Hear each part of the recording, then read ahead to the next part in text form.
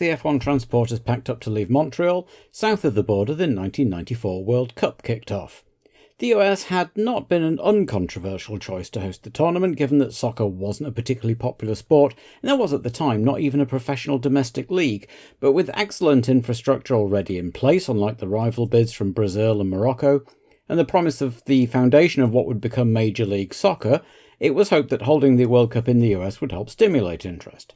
It was the last tournament with 24 teams, before expanding to 32 for the next edition in France, who, by the way, failed to qualify in 1994, as they did in 1990, as did all four of the British home nations, so the UK collectively discovered its connection with Ireland and got behind the boys in green.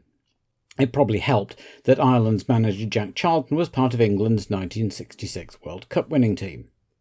After a slightly embarrassing moment at the opening ceremony when Diana Ross awkwardly poked the ceremonial penalty well wide, things got underway, with holders Germany making heavy weather of an unfancied Bolivia side, followed the next day by the hosts, who had really gone to town on their kits for this one, playing out a 1-1 draw with Switzerland.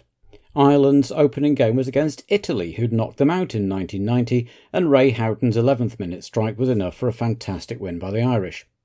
By the time of the French Grand Prix, the day before Independence Day, the group stages were already done and dusted. Argentina's star Maradona had been sent home after 2 games for drug use. Saudi Arabia, in their first appearance at the World Cup, got a shock win over Belgium thanks to a truly heroic solo goal by Saeed Al-Awarain. Fellow debutants Nigeria had topped their group, and Russia, in their first post-Soviet appearance, went home despite a 6-1 thrashing of Cameroon in their last game. 5 of the goals were scored by Oleg Salenko, who'd also scored against Sweden, and he would end the tournament as joint top scorer despite going out in the group stage.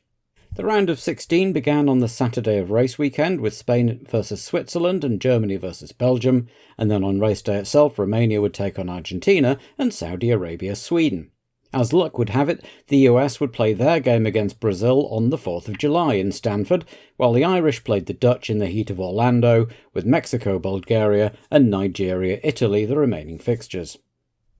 On the same day as Diana Ross was hitting the worst penalty of all time in Chicago, over in LA, another drama was unfolding as former American football star and actor OJ Simpson was charged with the murders of his ex-wife and her friend,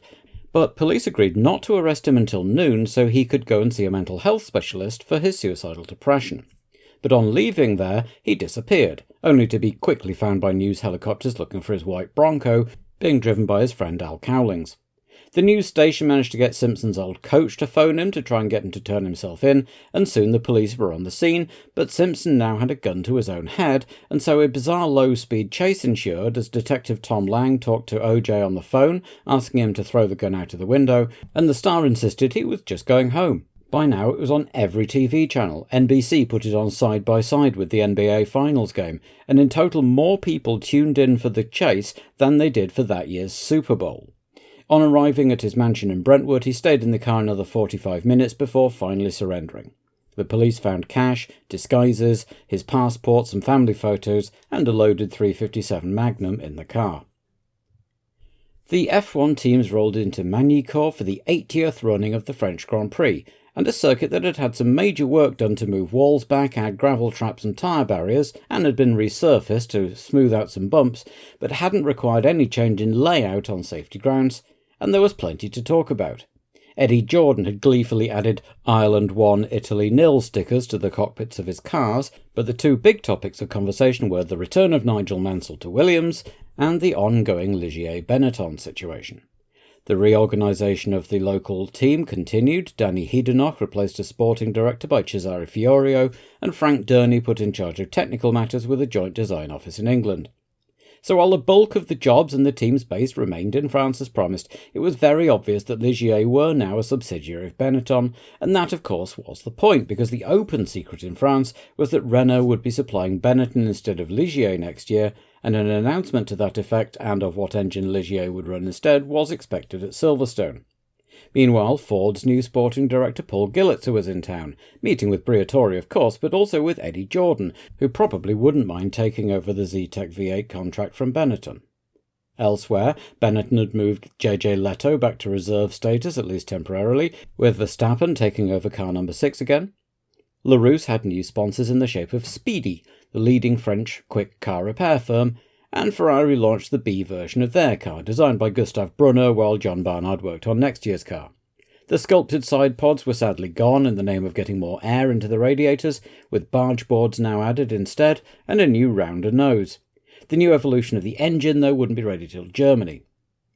Lotus finally had a second 109 chassis ready for Zanardi. Peugeot had their Evolution 2 engine as promised, with an estimated improvement of 6% in power over its predecessor, and Renault likewise had a B-spec of their engine, though only for qualifying while they ironed out some reliability issues, while Sauber had a new pneumatic distribution version of the Mercedes Ilmor V10. Unfortunately, it had also transpired that their chief sponsor, new financial magazine Broker, were in fact broker than they claimed, and in fact didn't have a magazine to publish, couldn't pay their bills, and were placed in receivership.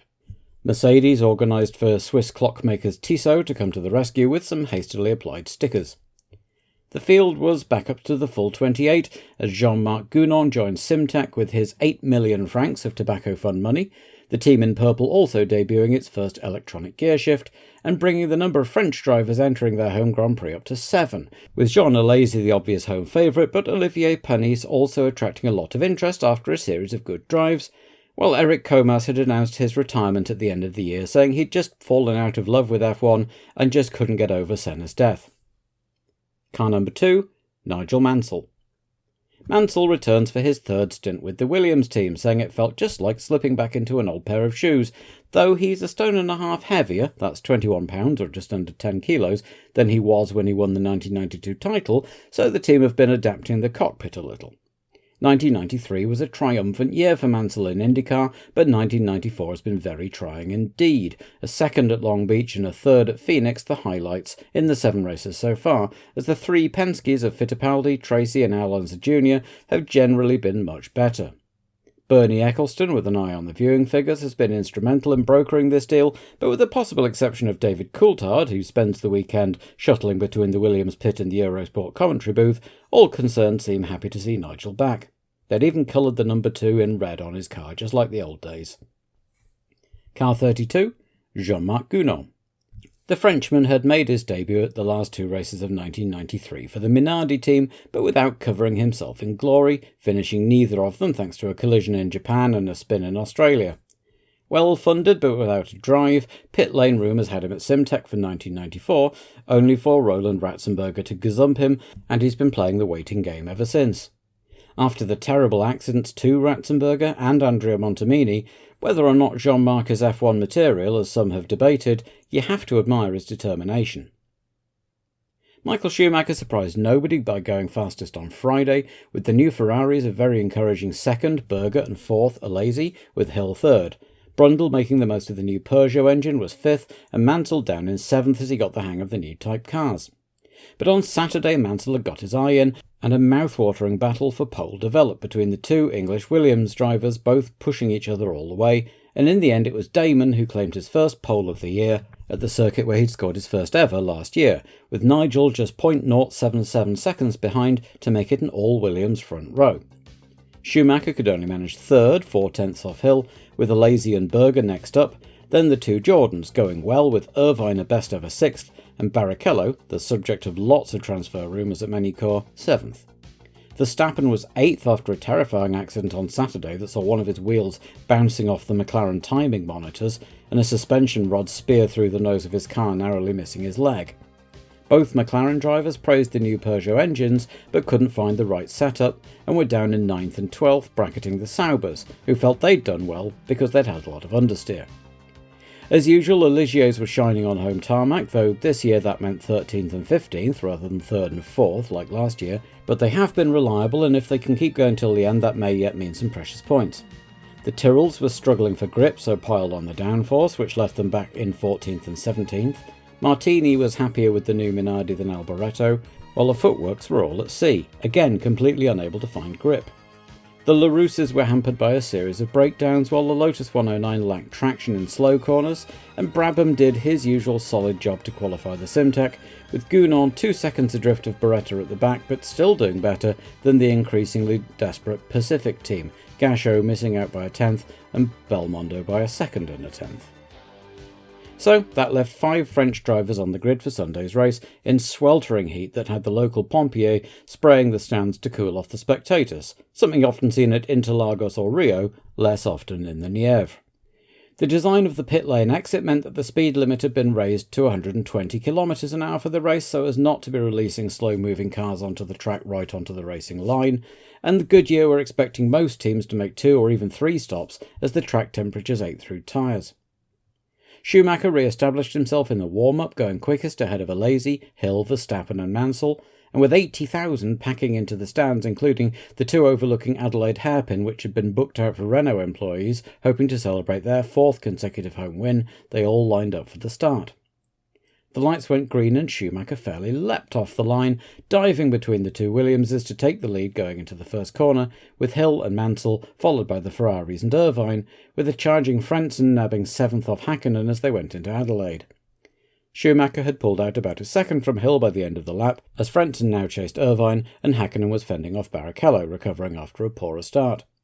Over the initial laps, Schumacher slowly pulled away, but Hill was sticking with him, while Mansell was falling further behind and had Alesi hot on his heels. Berger was a little way back from Alesi, and those top 5 were leaving Irvine and Frentzen behind, with Barrichello now joining the back of that battle. Behind them, Hakkinen and Brundle were now running together in 9th and 10th, with Verstappen, who'd been slow on the getaway, behind in the other Benetton. The question with all of this, of course, was who was on what pit strategy, were the McLarens dropping back because they were heavier on fuel, or just because the car wasn't as good. Off-camera, Barrichello passed Frentzen for 7th on lap 6, and then on lap 10 he got past his teammate to go up into the points.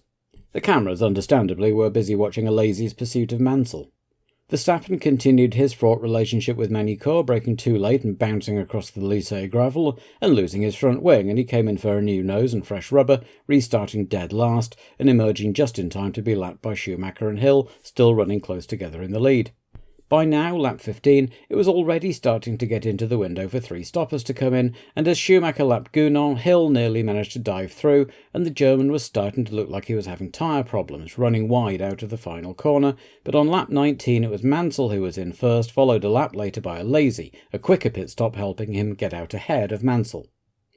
David Brabham in the other Simtek was emitting blue smoke, so something clearly wasn't right, but it didn't seem to be impeding his progress so far. But Zanardi had a more immediate problem. He was on fire. Just as in Monza last year, he seemed blissfully unaware of the fact until he finally looked in his mirrors and pulled off at Adelaide as Hakkinen came in, Brundle having come in the previous lap and passing the Finn as he emerged from the pits. Entirely missed by the cameras, both Hill and Schumacher had also been in at the same time and led the pit still in the same order, though Schumacher ended up with a bigger gap, which was nearly 4 seconds by the end of their outlaps. Barrichello was third, though still hadn't pitted. Alboretto's Ford expired smokily on lap 21. The customer Ford HPs had been suffering a sudden spate of engine failures in recent races, which was unusual for a normally reliable unit, and the Cosworth technicians professed themselves baffled as to the cause. LaRousse had gone through 9 of their allotted 15 engine blocks for the season already. Barrichello stopped on lap 25, returning to the track behind Berger, as Irvine pulled off with a dud gearbox, while Schumacher was now pulling away from Hill at a second a lap, as Hill's second set of tyres just didn't seem to be working for him. Alesi was also running a second a lap quicker than Hill and rapidly catching up from behind. Verstappen chucked it off at Estoril and got stuck in the gravel, just retirement number 4 after 26 laps, as Mansell was signalled in for an extra tyre stop. The heat was really doing a number on the Goodyears, and it seemed to particularly be affecting the Williamses. A less than stellar 8-second tyre stop got Nigel back out 6th, while Gounon did donuts while recovering from a spin, as his teammate Simtek had finally finished letting all the magic blue smoke out, and Brabham retired with a dud transmission. A misunderstanding in the midfield saw Katayama pass Morbidelli under braking for Adelaide, but the Italian moved back in and was rear-ended by Panis, the two spinning to a halt right in front of Michael Schumacher, who was just about to lap the lot of them. Brundle then pulled over with smoke coming out of every orifice, a broken heat exchanger the problem this time. So that was 4 out within a lap, and Panis' first retirement of the year, and Hill had taken advantage of Schumacher having had to take avoiding action to close up a little, but it was still a 7.2 second gap, with Alesi another 6 seconds behind Damon, then Berger, Barrichello and Mansell. Schumacher was still flying, and on lap 35, one short of halfway, he'd got the gap up to 11.3 seconds, while Alesi was now just 3 seconds behind Hill. Blundell made his stop but couldn't get going again with a gearbox problem, and the team had to take the engine cover off to fix it, which lost him 2 laps. Alesi came in for his second stop on lap 36, a very short stop, 2 seconds shorter than Mansell's for tyres only, and Schumacher was in on lap 38, again for a short stop, putting Hill up into the lead for the time being. Beretta's Ford cut out on him on lap 38, and 2 laps later, Bernard's gearbox hydraulics quit on him at his pit stop, so no Ligier finish today. Schumacher was still charging in pursuit of Hill, taking lumps out of his lead on fresher tyres. Alesi, meanwhile, got it all wrong at the final chicane, just like Verstappen earlier, and distributed gravel and dust everywhere. Then, as he recovered, Barrichello appeared unsighted and clattered into him. 2 more retirements, and Mansell was up to 4th. By now, Schumacher was right behind Hill, the Brit having backed off considerably through the yellow flags around the Alesi-Barrichello incident, and next time around he was in for a stop anyway. Great pit work for Williams for a change, then undone by Andrea de Cesaris being a bit uncooperative. Hakkinen made his second stop as Mansell pulled off, his gearbox hydraulics gone, and a stampede of photographers arrived before he'd even switched the engine off, the marshals having to fight them off in order to push the Williams to where they wanted it. De Cesaris and Martini battling for 6th stopped together, Andrea nearly setting off with the fuel hose still attached before he realised and stopped again, the Minardi mechanics having to get out of the way sharpish as he set off for real, but Martini had got out first and therefore taken the spot. So it was Schumacher leading Hill, Berger, Frentzen, Hakkinen and now Katayama, and again the Benetton was charging with a 3rd stop planned and a lead of just over 23 seconds, which was still a bit on the tight side if he encountered traffic or any problem in the pits. Hakkinen had an oil leak right in front of Damon Hill, which converted his McLaren into a mobile barbecue and put paid to his race, as well as dropping what didn't burn all over the track on the run down to Adelaide. So Katayama was now up to 5th, and Fittipaldi was 6th with 22 laps left, and the director spent a lap with Johnny Herbert, who had a camera attached to his front right wing, and had plugged his way up to 9th with no stops left. He was about to be lapped by Schumacher, who was still flying, and had made the gap up to 30 seconds. At the end of lap 53, he came in for his 3rd stop, a quick 6.8 second splash and dash that put him back out onto the track 14 seconds ahead of Hill. All Schumacher had to do now was keep it on the road to win the race. Ukio Katayama spun out of 5th on Hakkinen's oil, while Fittipaldi, who was struggling on worn tyres after only making a single stop, had been passed by both the Italian veterans Martini and De Cesaris, who thus came up into 5th and 6th, with Herbert passing Fittipaldi for 7th, once Schumacher had gone through. There were now 2 Saubers in the top 6, which would definitely be a shot in the arm for the team after their difficult last few races, if they could just make it to the end. By now, in fact, as the last 10 laps ticked down, Hill had slowed down to conserve tyres, Berger and Frentzen were both some distance from anyone else, so the only real battle on track was Herbert chasing De Cesaris, with a 7-second gap but gaining hand over fist. Eric Comas was the last retirement, another Ford HB failure on lap 68, and he pulled into the most expensive parking lot in the world at Adelaide Hairpin, as De Cesaris got a Mach Schneller from the pits and sped up a bit. Schumacher came in to take his 6th win in 7 races, with Hill a disconsolate 12 seconds behind, and Berger the last man on the lead lap in 3rd. Frentzen was 4th, Martini scored the new Minardi's first points in 5th, and De Cesaris hung on for 6th, with Herbert just 0.7 seconds behind at the end, but still recording his 3rd frustrating 7th place of the year, ahead of Fittipaldi. Gounon scoring Simtek's best ever placing of 9, and Blundell never really recovering from that long stop early on. Comas had gone far enough to be classified 11th, but he probably didn't care too much. Asked during the race about Schumacher's start, David Coulthard told the Eurosport team that he initially thought the German had jumped the start, but on watching it back he concluded that it was in fact just a really good start. One which you could kind of say was reminiscent of the days of traction control. Whether David meant anything by that, who can say, but he wasn't the only one to have thought that, and chins were wagging again in the pits. Some pointed out that after Imola, when Benetton, Ferrari and McLaren had all been asked to hand over their data, it had taken Flavio's men 3 weeks to comply, which was plenty of time to hide or erase anything untoward. But that was all just gossip for now, and what was clear was that, juiced start or not, the Benetton had beaten the Williams fair and square here. The lighter car with its softer suspension setup had been far easier on the tyres in the heat than the Williams, and despite Hill's best efforts he just couldn't live with Schumacher's pace once that second set of tyres went on, and his third set didn't seem to have been much better. Mansell, meanwhile, had been quick over a lap or two in qualifying, but had been rather anonymous in the race, save the indignity of being lapped only by mechanical failure, though he hadn't embarrassed himself, and he seemed positive enough and told autograph hunters after the race that he would be back in F1 at some point, something he'd pointedly refused to be drawn on earlier in the weekend. The new Ferrari looked good, even if Alesi was almost as annoyed as Barrichello at their accident, as he felt he'd been nailed on for third, but was still telling everyone that he believed he could win in the car by the end of the year, while McLaren and Peugeot were already pretty much at each other's throats. Ron Dennis is getting tired of watching his cars pull over in clouds of smoke, while Jean-Pierre Jabouille rather tactlessly suggested the problem was the aerodynamics not giving the engine enough air, and that Ron should retire his cars as soon as the temperatures started rising in order to save the engine blocks. Not exactly what McLaren had in mind from their much-vaunted engine deal. Just a week to go until the British Grand Prix at Silverstone, but the fans' hero Mansell wouldn't be there. He'd be in Cleveland racing for Newman Haas, so David Coulthard would be able to make his home debut, while Damon Hill would once again be the focus of the British media and fan hype.